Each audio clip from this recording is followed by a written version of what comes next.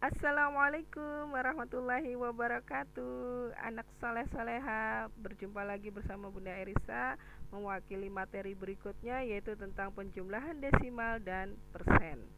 Berikutnya nanti bergantian dengan Bunda Ratna dan Bunda Ricci di lain waktu dengan materi yang berbeda.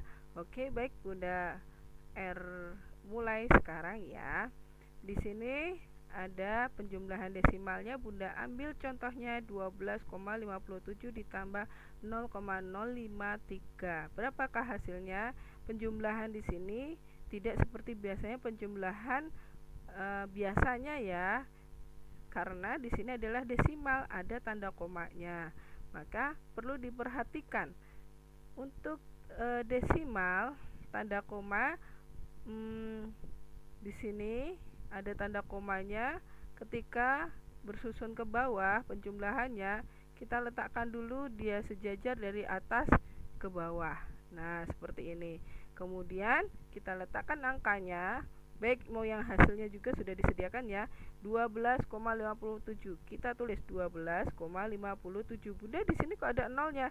Ya, supaya seimbang dengan penjumlahnya, yaitu di sini ada 3 angka di belakang koma, ya kan? Kalau untuk desimal ditambahin 0 seperti ini, nilainya sama. 0,57 sama 0,570 itu sama nilainya ya. Jangan khawatir. Kemudian berikutnya kita masukkan 0,053. Oke. Di sini kan desimalnya hanya 0, di sini adalah satuan sejajar dengan angka 2. Angka 2 ini memiliki nilai tempatnya juga satuan, maka dia harus sejajar 2 dan 0 ya. Kemudian baru kita jumlahkan. 0 ditambah 3, 7 ditambah 5, 12. Puluhannya 1 disimpan di sebelahnya di atas 5. 1 ditambah 5 ditambah 0, 6. Kemudian 2 ditambah 0, 2. 1 turunkan sehingga hasilnya dapat 12,623. Mengerti ya? Untuk penjumlahan desimal dengan desimal. Oke, ya. Sekarang penjumlahan persen. Persen di sini angkanya bisa 50%, 25%. Namun di sini tidak 1% saja, bisa juga 0,25%. Begitu juga di sini bisa 1,6%. Nah, penjumlahan persen kita perhatikan. Ini persen kan, ini juga persen kan, maka hasilnya pun juga persen. Maka untuk menjumlahkan kita perhatikan angkanya saja kalau sudah seragam persen. Nih, seperti penjumlahan desimal yang sudah kita pelajari di sebelah kanan tadi ya, yaitu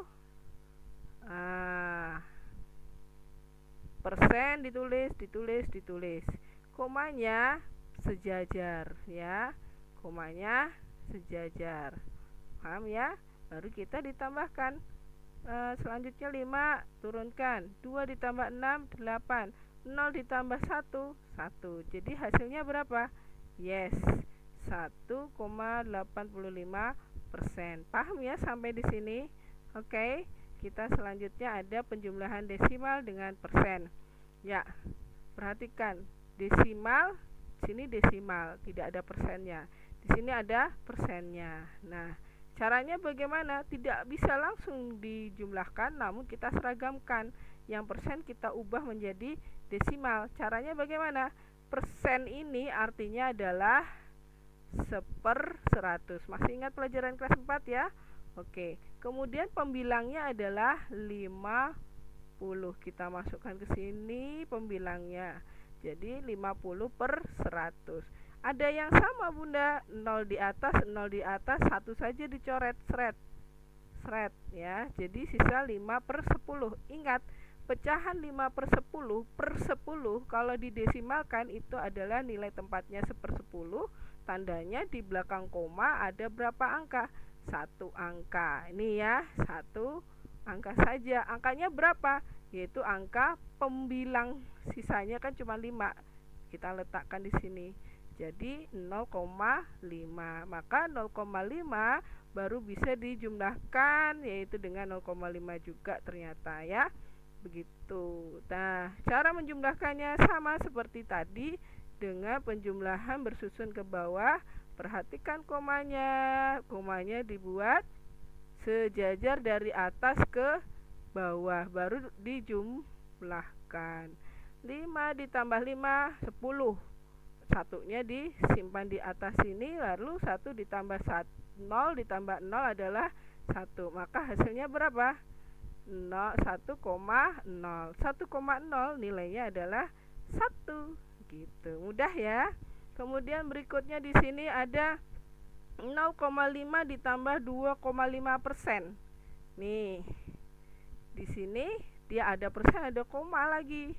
Mudah sekali. Yang kita rubah ini dulu ya. Persen tadi Bunda bilang per 100 kan? Kita tulis di sini per 100. Ini.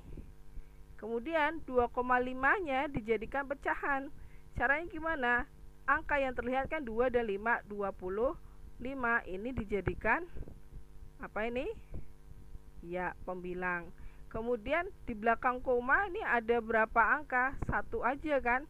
Kalau hanya 1 memiliki nilai tempat desimalnya berapa? 1/10. Maka jadilah 1/10. Nih. Nah, walaupun kalian belum belajar perkalian pecahan, tidak apa-apa, Bunda sambil memperkenalkan sedikit ya. Nah, kalau sudah ada pecahan dikali pecahan, itu untuk perkalian pembilang dengan pembilang dikalikan, penyebut dengan penyebut dikalikan. 25 dikali 1 berapa anak-anak?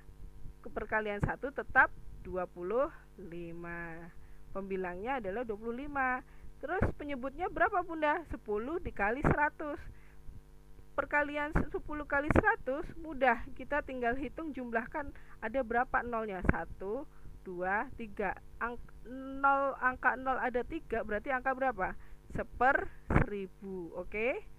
Oke. 25/1000. Masih ingat pecahan menjadi desimal? Kalau pecahannya adalah per 1000, memiliki nilai tempat per 1000, maka di belakang koma ada 3 angka ya. 3 angka ini siapa?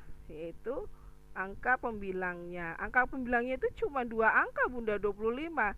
Iya, supaya jadi 3 angka berarti di depannya dikasih 0. 025 itu artinya kan 25, ya kan? Ya, akhirnya 0,5 bisa dijumlahkan dengan desimalnya 0, berapa? 0,025. Seperti biasa, penjumlahan bersusun ke bawah. Perhatikan komanya harus sejajar dari atas ke bawah. Ya, seperti itu ya. Nah, kemudian kita jumlahkan. Seperti biasa, di belakang 5 ada ditambahin nolnya 2 supaya imbang saja.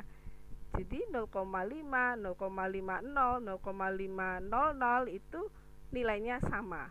Intinya kalau ada angka di belakang koma cuman 1, 5, 5, 5 sama, berarti dia nilainya sama ya. Kemudian kita jumlahkan. 0 ditambah 5, 5, 0 ditambah 2, 2, 5 ditambah 0, 5. Oh, akhirnya hasilnya 0,525. Begitu ya.